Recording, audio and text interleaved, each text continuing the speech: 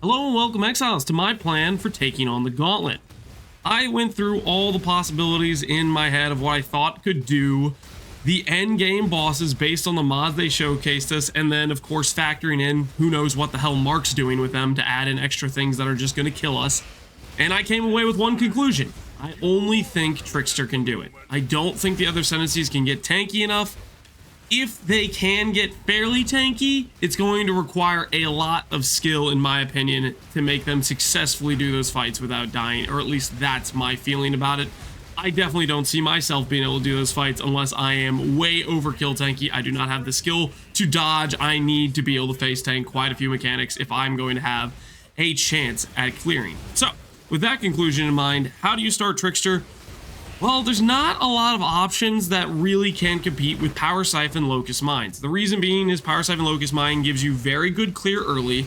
It gets decent damage without like any investment, really. Just a trash one gets you there. And this is a race. We have 10 days and we gotta farm up Arcegear fast. Now, Power Siphon Locust Mines, in my opinion, not gonna be good enough to go into Ubers, but it's good enough to get us farmed up for an Ephemeral Edge kit, you know, stack some ES, go hard in some defensive layers, and then still have a decent damage number. So the plan is Locust, Power Siphon Mines early game. I think that's the best option of the things I looked at that would be possibilities. And now let's take a look at my tree that I am going to show you guys that I set up in game with a few different setups. So initially we are starting out with a magma orb leveling all the way up to level 11, and I decided I liked Fire Trap more, so that's what I'm going to be recommending you swap into is Fire Trap for your level 12, and you're going to play that all the way to level 31. At about level 23, you'll have a bunch of very efficient nodes for Fire Trap, and then from 23 to about 31, you're kind of in no man's land where you're just prepping for the respec. So I'm grabbing nodes that I'm going to need later on, but I'm going to respec out of, and then you'll notice what happens between 31 Fire Trap and 31 Power Siphon is we just simply swap the elemental damage nodes for the close by mine nodes. Like if you look up here, you'll see, pull the tree out again. It's the elemental damage nodes for the mine nodes. You know, you can see the swap. It's basically respecking via gold and Faustus. And if you have a few extra regret orbs, that's the respec you want to do.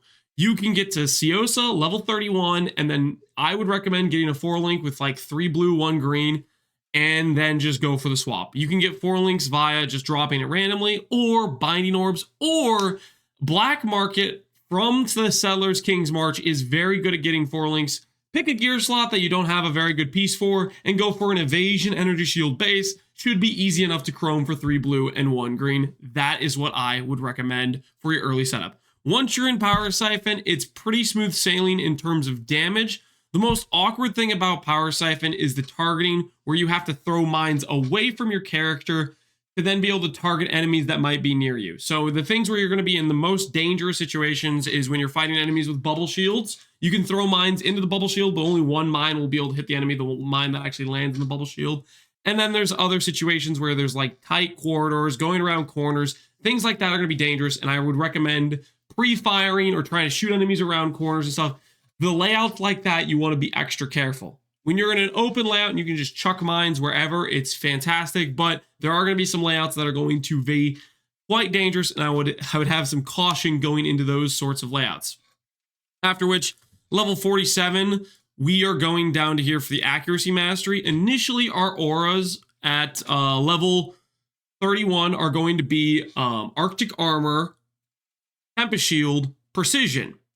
Then you will play that way until you get these accuracy nodes here with this accuracy mastery, which is what my character has right now in game. That's basically all my accuracy. I have 100% hit chance at this point with these nodes and no precision. And once you have that, you will be swapping precision out. You'll be swapping out precision and swapping out yeah, basically you'll be swapping out precision for Wrath once you get this reservation mastery. You should be able to fit Arctic Armor, Tempest Shield, and Wrath. Wrath is very good damage. If you want to go a little bit tankier, you can go Grace instead and lean more into some better evasion scaling. That's up to you. I like Wrath early on just to try to DPS, especially if you have a bad wand and you don't have a lot of flat. That is up to you. For my current character, just for reference, just to showcase what Wrath does in the early game when you don't have a good wand. If you look at our average damage here, it's 2.6. If I take off Wrath right now, it goes to 1.9. So this is roughly about 35% more damage, which is fairly respectable for an aura. Ultimately, it's up to you if you want to go for the early tank or the early defense. I will leave that up to you. One thing I'll say is for Gauntlet leveling, you're going to want to stick to over-leveling zones and over-preparing your gear, and that's just slow and steady is the way to do it. If you want to be competitive in the race, you have to ride that line of danger, but I'll leave that up to you how competitive you're trying to be, how much you're going to know life the event to see how far you can take it. After which, there's just a few more trees where essentially from 47, this point where I have these accuracy nodes, I am thinking about a scenario where I can do a bit of a respec. So I start pathing along these nodes here. And the reason I want to do this, change this pathing from this stuff here to this stuff here, is because number one is if you get enough of these mana nodes, which you'll notice right here, we changed these mana nodes for the ones over here. They're slightly stronger because they come with a decent amount of percent damage. The reason I want to do this swap is specifically, I don't like worrying about a mana flask, and this gets me just above the threshold of mana where I don't have to worry about mana flask at all. You'll see my current character. I technically have a mana flask on, but I'm not using it. I can sustain my skills without it. And I want to swap that to like another utility flask, like, I don't know. Let's say phasing flask, so I can walk through enemies so I don't get trapped by something. Something like that would be very nice to have. That's the idea here. Get a little bit of extra mana, overkill mana. That way we don't have to run clarity and we can just fit in and afford our skills, because Power Siphon isn't very expensive, and eventually we're going to end up grabbing Efficient Explosive as well, just to make sure when we do throw all these mines down, we have a little bit of extra space to be able to cast our skills. Right now, with 20 mines on the floor, we are a bit overkill, and we're reserving a bit too much. Of course, when we're attacking enemies, it won't reserve down that much, but that's another reason why eventually we want to go for Efficient Explosives, not just because it's good damage as well. But anyways, 47 to 55, we were doing this long path around to open up our ability to get these mana nodes and then open up the ability to get Chaos Res and Corrupted Blood immunity. I personally am very bad at paying attention to Corrupted Blood immunity and responding to it on time. So for me, this is kind of a must to protect myself from dying to this if I like go look at chat.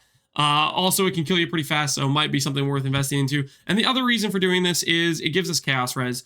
The Acts 6 through 10 has Gain Physis Chaos, and this is just to help us get this plus some Amethyst Rings, gets us some decent Chaos Res, and hopefully should make that mod not so dangerous that it's just killing our characters, and hopefully will get us to the end of the campaign, getting that bit of Chaos Res. Eventually, you'll see our character like level 97 right here. Eventually, you want to have good enough gear where you're not depending on these nodes right here. You want like a Corrupted Blood jewel, and you want Chaos Res from your gear, not from this stuff. Eventually, I would probably end up recommending a pathing that goes more along these lines, like goes through here, and then just getting rid of this entire section of nodes. That should free you up to grab more damage, more defense elsewhere. But until you have the gearing to support that, you should just hold off until you're really, really ready. Granted, by the time you're level 97, you should be spec'd out of this, but this just gives you an idea of late game of different nodes you can grab throughout the tree. I wasn't being too particular about this, and quite frankly, by the time I'm level 97, I'm not going to be Power Siphon anymore. I'm going to be Ephemeral Edge if I get to that point. The whole idea behind doing Power Siphon early is because it does decent damage, good clear, and you're fairly safe being able to attack enemies from range, and you have decent defensive layers with it that you can farm up the gear for Ephemeral Edge. I don't want to take Power Siphon into Uber bosses. I don't really want to take it into any bosses in general. I want to use it as a vehicle to farm good ES evasion gear and an Ephemeral Edge, and then I'm going to swap over that.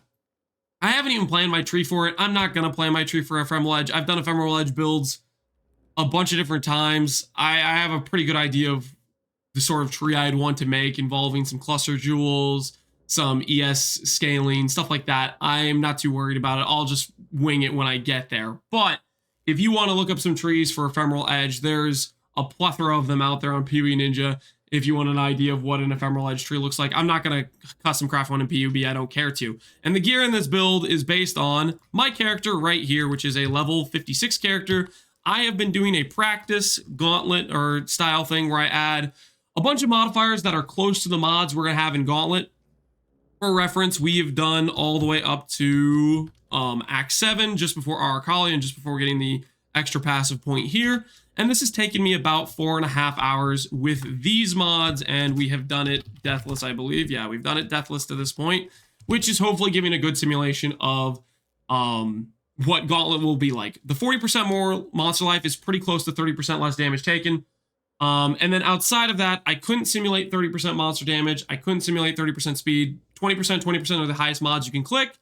And the highest AoE you can simulate is 70% AoE and +2 proj. And then to simulate 20 pen of the earlier portion of the campaign, I did -20 all res, and there's no way to simulate the gain 30% phases extra. The thing is, though, these mods all combined are very sketch. +2 proj and AoE combined results in a lot of shotgun scenarios that are very dangerous. So I feel like this is adequate preparation, and that's why I did it this way to prepare. It's not going to perfectly simulate it, but again, when you're doing private leagues, there's only a set amount of mods they give you, and some of the mods for the Gauntlet are not replicatable.